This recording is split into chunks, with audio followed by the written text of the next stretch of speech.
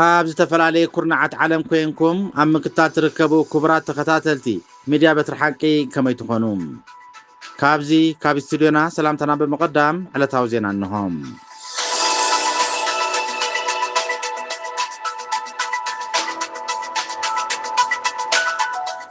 ክቡራት ሰማዕትና ላይክ፣ ሸር፣ ሳብስክራይብ እንዳገበርኩም ዜና ተኸታተሉ። ፈለማ ቀንዲ ኣርእስታቱ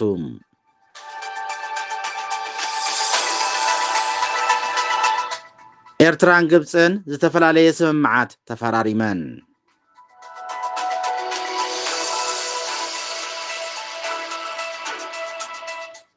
ጀነራል ስብሓት ኤፍሬም ድሕሪ 8 ዓመታት ማህረምቱ ናብ ቴሌቪዥን ቀሪቡ።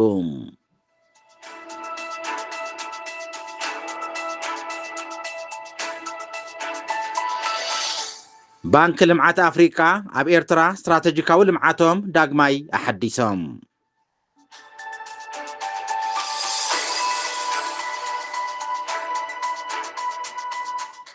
አብይ ኣሕመድ ሃገራዊ ዘተ ንስልጣን መራሕን ምግዳብ ዝዓለመ ምዃኑ ገሊጹ።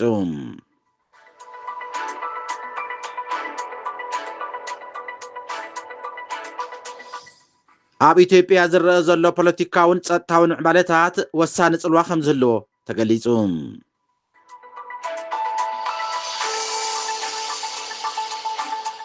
እዚ ሚድያ በትሪ ሓቂ እዩ።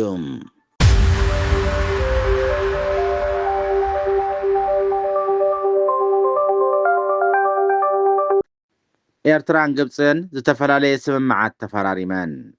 ኤርትራን ግብፅን ብቐዳም 16 ጉንበት ኣብ ኣስመራም ሓበራዊ መስመራት ምርኻብ ንምምዕባልን ምትእስሳር ወደባትን ኣብ ቀይሕ ባሕሪ ንምሕያልን ወግዓዊ ስምምዓት ምትሕብባር መጓዓዝያ ባሕሪ ከም ዝፈረማ ማዕከን ዜና ክልትኤን ሃገራት ገሊፀን ኣለዋ። እቲ ምፍራም ኢሳያስ ኣፈወርቂ ኣብ ዝተረኽበሉ መቐበል ኣጋይሽ ደንደን እዩ ተኻይዱ። እቲ ስምምዕ ብሚኒስትር መጓዓዝያን መራኺባታትን ኤርትራ ብርሃነ ተስፋ ስላሰን ሚኒስትሪ ትራንስፖርት ግብፂ ሌተናል ጀነራል ካሚል አልወዚርን ዝተኸተመ እዩ። እዚ ድማ ኣካል ናይቲ ምስ ሚኒስትሪ ጉዳያት ወፃኢ ግብፂ በድል ዓብድልዓጢ ናብ ኣስመራ ዝተጓዓዘም ኣካየድቲ ስራሕ ኣብ ጽላታት መጓዓዝያን ፀዓትን ዕደናን ዝሰርሓ ኩባንያታት እውን ዋና ኣካየድቲ ስራሕ ዘጠቃለለ ላዕለዋይ ልኡኽ ግብፂ ዘካየዶ ዑደት እዩ።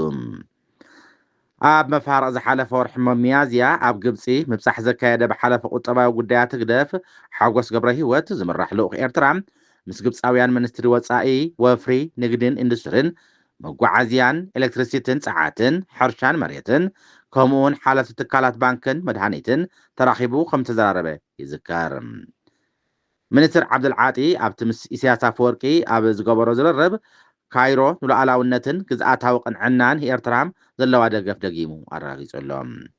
ኢሳያስ ኣፈወርቂ ብወገኑ ኤርትራ ምስ ኩባንያታት ግብፂ ኣብ ጽላታት ፀዓት መጓዓዝያን ዕደናን ሓበራዊ ልምዓታዊ ፕሮጀክትታትን ክትሰርሕ ድልውቲ ምዃና ገሊጹሎም። ክልቲኦም ሚኒስትራት ጉዳያት ወፃኢ እውን በበይኖም ዝርርብ ከም ዘካየዱ ዝተረኽበ ሓበሬታ የመልክት። ሚኒስትሪ ጉዳያት ወፃኢ ኤርትራ ዑስማን ሳልሕ ኣብ ቅርኒ ኣፍሪቃ ተሃዋሲ ዞባዊ ምዕባለታት ዝበሎም ኣብ ግምት ብምእታው እቲ ዑደት ትርጉም ዘለዎ ምዃኑ ተዛሪቡ። ብሰንኪ ኩናት ኢራን ኣብ ወሽመጥ ፋርስ ተፈጥረ ኩነታት ኣብ ከባቢ ወሽመጥ ዓደን ቀይሕ ባሕሪ መፃባበ መንደብ ከይድገም ዝሰገት ኣሜሪካ ነቲ ምስ ኤርትራ ወጢናቶ ዝፀንሐት ምምሕያሽ ዝምድና ኣብ እትንቀሳቐሰሉ ዘላ እዋን ግብፂ ወሳኒ ናይ መንጎኝነት ተራ ሒዛ ትዋሳእ ከም ዘላ ክንገር ፀኒሑ እዩ። ጀነራል ስብሓት ኤፍሬም ድሕሪ 8 ዓመታት ማህረምቱ ናብ ቴሌቪዥን ቀሪቡ። ኣብ 2018 ድሕሪ ዝተኻየደ ፈተና ቅትለት ናብ ንቡር ኩነታትን ጥዕንኡን ቁመንኡን ከይተመልሰ ፀንሐ ሚኒስትሪ ፀዓትን ማዕድንን ዝነበረ ጀነራል ስብሓት ኤፍሬም ድሕሪ 8 ዓመታት ንፈለማ ግዜ ኣብ ቴሌቪዥን ኤርትራ ቀሪቡ። ጀነራል ስብሓት ኤፍሬም ኣብቲ ብሰንበት 17 ጉንበት ዝተፈነወም መበል 74 ክፋል ሰነዳዊ ፊልም ፈንቅልዩ መብርሂ ክብ ተራእዩ። ኣብቲ ነዊሕ ዝተኻየደ ክፋላት እቲ ሰነድ ብዛዕባ እቲ ከም ኣካል ስርሒት ፈንቅል ዝውሰድ ኣብ 1990 ክሳብ 1991 ዝተኻየደ ወፍሪ ደንካልያ ዝምልከት ድማ ኣዘንቲ እዩ። ኣብቲ እዋን ስብሓት ኤፍሬም ሓላፊ ወተሃደራዊ ስታፍ ህዝባዊ ግንባር ምንባሩ ዝፍለጥ ኮይኑ ኣብ ምእታው ናይቲ ፊልም ንኣገዳስነት ናይቲ ወፍሪ ኣመልኪቱ ካብ ናይ ቅድሚ ሕጂ ምስ ሙሉእ ጥዕንኡ ኣብ ዝነበረሉ ዝተወስደ ዝሃቦ ትንታነ ስትራቴጂካዊ ኣገዳስነት ወፍሪ ደንካልያ ክገልጽ እዩ ይርአ። ኣብ ዝሓለፈ ክፋላት ሰነዳዊ ፊልም እውን ምስ ካልኦት በቲ እዋን ኣዘዝ ሰራዊት ዝነበሩ ብዛዕባ ትሰርሒት ቅድሚ ማህረምቱ ዝሃቦ መግለጽታት ክረአ ጸኒሑ እዩ። ንህሉ ኩነታት ጥዕንኡ ይኹን ሓፈሻዊ ቁመንኡ ዝፈልጥ ወግዓዊ ሓበሬታ እኳ እንተዘየለም ንቅድምን ድሕሪን ማህረምቱ ዝነበረ ምስሊ ብምንፅፃር ግን ህሉ ኩነታቱ ክረአ ይከኣል። ኣብቲ ናይ መበል 74 ክፋል ቪድዮ ዝተቐርፀ መግለፂኡ መዓስ ከም ዝተቐድሐ እኳን ዘይተፈልጠ ነቲ ቅድሚ 36 ዓመታት ዝተገብረ ስርሒት ብዝርዝራት ክዝክሮን ክገልፆን ይርአ። ከምኡውን የማነይቲ ኢዱ ከም ዘይትንቀሳቐስ ክፍለጥ ተኻኢሉ ኣሎ። እቲ ሚኒስተር ፀዓትን ማዕድንን ዝነበረ ጀነራል ስብሓት ኤፍሬም ኣብ ታሕሳስ 2018 መንነቱ ዘይተገልፀ ሰብ ኣብ መንበሪ ቤቱ ከቢድ መጥቃዕቲ ከም ዝወረዶም ብዝተፈላለየ ምንጭታት ተሰሚዑ ምንባሩ ይዝከር። ኤርትራ ባንኪ ልምዓት ኣፍሪቃ ስትራቴጂካዊ ልምዓቶም ዳግማይ ኣሐዲሶም። ጉጅለ ልኡኽ ባንኪ ልምዓት ኣፍሪቃ ካብ 15 ክሳብ 17 ሚያዝያ 2026 ኣብ ኤርትራ ላዕለዋይ ደረጃ ስራሕ ምብፃሕ ከም ዘካየደ ኣብ ወግዓዊ መርበብ ሓበሬቱ ኣፍሊጡ እዩ። እቲ ዑደት ኣብቲ እምነትን ግብራውነትን ተሰረተ ዝምድና ክልቲኦም ወገናት ዘተኮረ ኮይኑ ንቐጻሊ ወፍርታትን ልምዓታዊ ስራሓትን ሓድሽ ምዕራፍ ዝፀርግ ምዃኑ ተገሊጹሎ። እቲ ባንኪ ልምዓት ኤርትራ ኣብዚ እዋን እዚ ብሰንኪ ድሩት ዓቕሚ መመንጨዊ ፀዓት ከቢድ ናይ ኤሌክትሪክሲቲ ቅልውላው ተሕልፍ ከም ዘላ ቅድሚ ሕጂ ጠቂሱ ነይሩ እዩ። ባንኪ ልምዓት ኣፍሪቃ ነዚ ብድሆ እዚ ኣብ ኤርትራ ጥራሕ ዘይኮነ ኣብ መላእ ትሕተ ሰሃራ ኣፍሪቃ ከም ዓብይ ስትራቴጂካዊ ዕንቅፋት እዩ ዝርኦም። ኣብ ትሕተ ሰሃራ ኣፍሪቃ ኒው ዲል ኦን ኤነርጂ ፎር ኣፍሪቃ ብዝብል መደብ ክሳብ 2030 ንኩሉ ማሕበረሰብ ፀዓት ንምብፃሕ ይሰርሕ ምህላው ይፍለጥ። ኣብ ኤርትራ እቲ ቀረብ ፀዓት መርበብ ካብ ዝተኣሳሰሩ መደበራት ሓይሊ ኤሌክትሪክ ሕርጊጎን በለዛን 22 ሜጋዋት ተወሳኺ ዓቕሚ ዝተተኸሎ ኮይኑ ከምኡውን ናይ ጀነሬተራት ከም ተሰነይ ባረንቱን ዓዲ ቀይሕ እዩ ኣገልግሎት ዝህብ። ነዚ ንምቕያር እቲ ልኡኽ ድሮ ኣገልግሎት ጀሚሩ ዘሎም ናይ 30 ሜጋዋት መመንጨዊ ፀሓይ ፀዓት ደቀ ምሓረ ብኣካል ተዓዚቡ እዩ።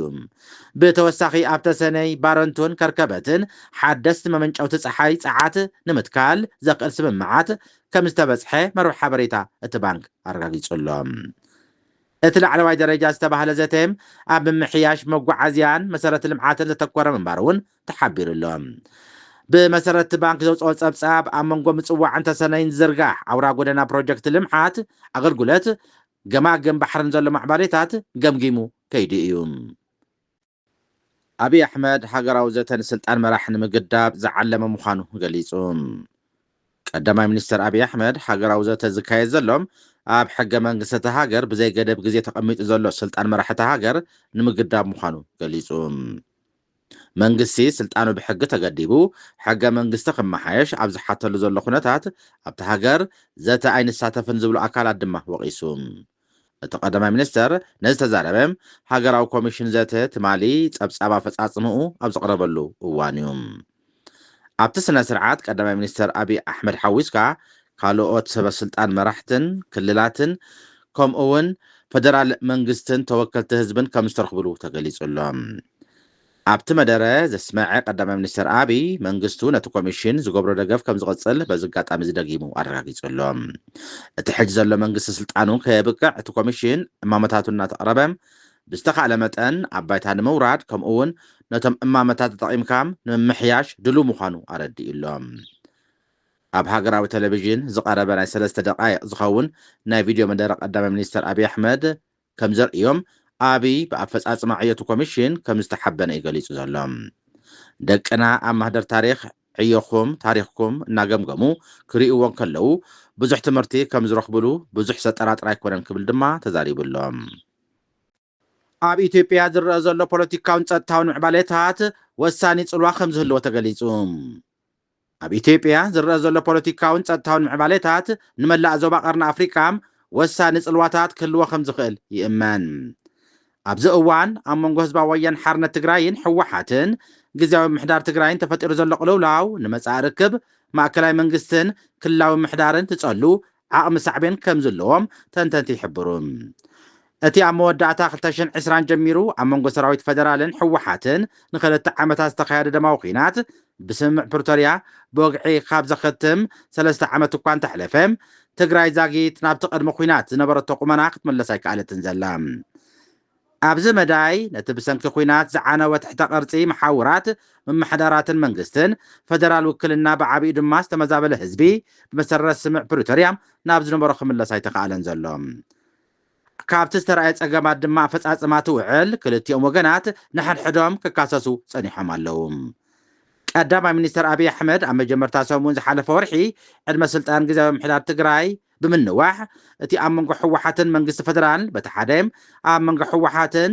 ግዜያዊ ምሕዳር ትግራይን ፕረዚደንት ጀነራል ታደሰ ወረደን ዝፀንሐ ምትፍናን ናብ ቁልዕ ወፅሪ ስጉምትታት ደፊእዎ ይርከብ ኣሎ ማእከላይ ሕወሓትን ውሳነ ቀዳማይ ሚኒስትር ኣግላልን ውዕል ፕሪቶርያ ማእከላይ ዘይገበረን ቦይና ውሳነ እዩ ብምባል ከም ዘይቅበሎ ብምግላጽ ነቲ ግዜያዊ ምሕዳር ኣፍሪሱ ነቲ ቅድመ ኩናት ዝነበረ ቤት ምክርን መንግስትን ከም ዝምለስ ድማ ወሲኑ እዩ ነዚ ውሳኔኡ ናብ ባይታ ትርጓም ድማ ብደረጃ ዞባን ወረዳን ጽዑቕ ኣኼባታትን ጎስጓሳትን ድሕሪ ምግባር ኣብ መወዳእታ ብ5 ግንቦት 2026 ኣብ ኣዳራሽ ቤት ምክሪ ከተማ መቐለ ብዘካየዶ ዕፁብ ኣኼባ እቲ ቤት ምክሪ ናብ ስራሕ ከም ዝተመልሰን ኣፈ ጉባኤን ምክትልን ከም ዝመረፀን ዶክተር ደብረጽዮን ገብረ ሚካኤል ድማ ፕሬዚደንት ኮይኑ ተመሪጹ ቃለ መሓላ ከም ዝፈጸመ ክፍለጥ ተኻኢሉ እዩ ክቡራት ሰማዕትና ዕለታዊ ዜና ዝመስል ነይሩ ስለምክታልኩም ኣዝና ነመስግን ላይክ ሸር ሳብስክራይብ ኣብ ምግባር ኣይትዘንግዑ ድሓን ሕደሩ ሉኣም ለይቲ